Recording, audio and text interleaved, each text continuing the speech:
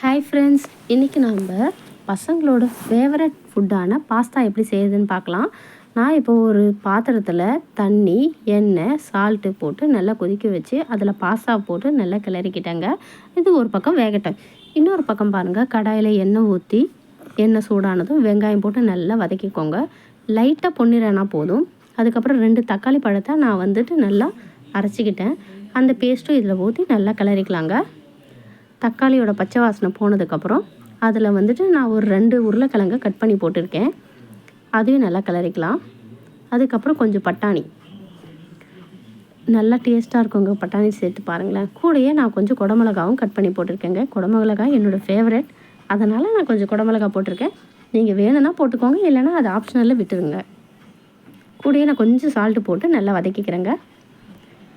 அதுக்குள்ளே இந்த பக்கம் பார்க்கலாம், வெந்துடுச்சுங்க. மக்ரூனி வெந்துட்டதால் நம்ம அதை வடிகட்டி வச்சுக்கிறோம். இப்போ ஒரு ஸ்பூன் மிளகாய்த்தூள், கொஞ்சம் கரம் மசாலா, என்னோடய ஆல் டைம் ஃபேவரட் சீரகத்தூள் கொஞ்சம், எல்லாமே அரை ஸ்பூன் போட்டு நல்லா வதக்கிக்கலாங்க.